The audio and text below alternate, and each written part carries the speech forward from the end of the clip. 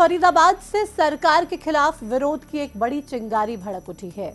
क्या पूरा विपक्ष इकट्ठा होकर सरकार के खिलाफ हल्ला बोलने वाला है? आखिर एक गांव की जमीन पर बने घरों के टूटने से विपक्षी दलों के नेताओं के बीच की दरार कैसे मिट गई? क्या अनंगपुर गांव में टूटते घरों ने विपक्षी नेताओं को अपनी बिखरती सियासत को समेटने का मौका दे दिया है? इन तमाम सवालों ने फरीदाबाद के अनंगपुर गांव के उस मंच से जन्म लिया जो मंच अनंगपुर के टूटते घरों को बचाने के लिए तैयार किया गया है।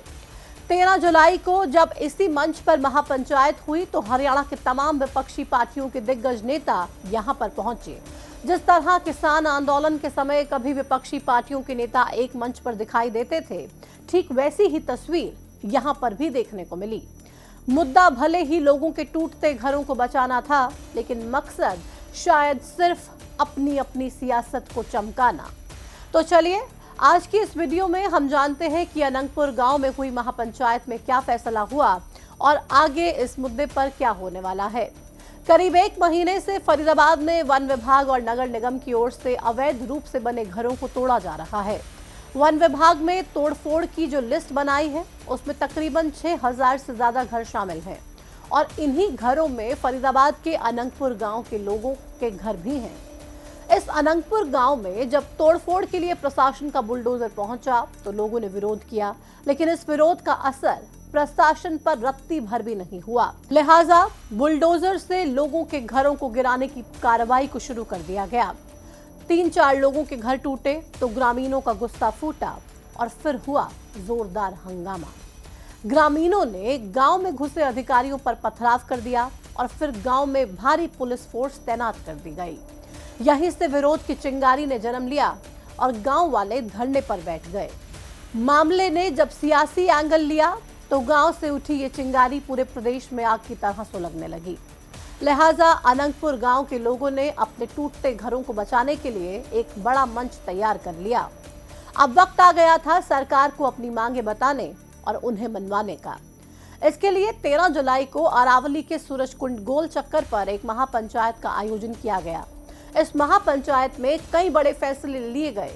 क्या थे वो फैसले, पहले वो जान लेते हैं। महापंचायत में ये फैसला लिया गया कि अनंगपुर गांव में हो रही तोड़फोड़ की कार्रवाई को रोका जाए। जिन मकानों को वन विभाग तोड़ चुका है, सरकार उनको मुआवजा दे। गांव के 4500 एकड़ के क्षेत्रफल में से वन विभाग 2000 एकड़ अपने हिस्से में ले और 500 एकड़ जमीन गांव के इस्तेमाल के लिए छोड़ दे। सरकार 30 दिन के अंदर कानून में संशोधन कर तुरंत प्रभाव से अध्यादेश लेकर आए। वहीं इस महापंचायत में सरकार को अल्टीमेटम देते हुए कहा गया कि अगर 30 दिन के अंदर ये सभी मांगे पूरी नहीं हुई तो फिर बड़ा आंदोलन किया जाएगा। इन फैसलों के अलावा इन महापंचायत में और भी बहुत कुछ हुआ। मसलन लोगों के संघर्ष को सियासत का साथ मिला और किसान संगठनों की मदद भी मिली। 13 जुलाई को जब महापंचायत हुई तो उसमें हरियाणा की तमाम विपक्षी पार्टियां पहुंची। कांग्रेस, जेजेपी और आम आदमी पार्टी के नेता इस महापंचायत में शामिल हुए और लोगों के साथ मिलकर सरकार का विरोध किया। कांग्रेस की ओर से दीपेंद्र सिंह हुड्डा, सतपाल ब्रह्मचारी, गीता बुक्खल, अवतार सिंह बढ़ाना, करण दलाल, आफ्ताब अहमद जैसे कई नेता महापंचायत में पहुंचे। वहीं जेजेपी से पूर्व डिप्टी सीएम दुष्यंत चौटाला शामिल हुए। आम आदमी पार्टी ने दिल्ली के पूर्व कैबिनेट मंत्री सौरभ भारद्वाज को यहां भेजा। कुल मिलाकर एक ही मंच पर हरियाणा की वो विपक्षी पार्टियां थी जो बीजेपी के खिलाफ चुनाव में अलग अलग लड़ रही थी। एक मंच के साथ साथ विपक्षी पार्टियों का एजेंडा भी एक ही था, वो था सरकार का विरोध करना और अपनी बिखरी सियासत को सपोर्ट करना। कहते हैं जब सरकार के खिलाफ विरोध की चिंगारी भड़क रही होती है तो विपक्षी पार्टियों के लिए ये सबसे सुनहरा मौका होता है। अलग अलग बिखरा हुआ विपक्ष सरकार के खिलाफ हो रहे विरोध में एक ही मंच पर आ खड़ा होता है और फिर एक स्वर में चिल्लाता है, अन्याय बर्दाश्त नहीं होगा। फरीदाबाद के अनंगपुर गांव के लोग जब अपने टूटते घरों को बचाने के लिए प्रशासन और सरकार के विरुद्ध खड़े हुए तो हरियाणा के तमाम विपक्षी दलों ने उनका साथ देना शुरू कर दिया।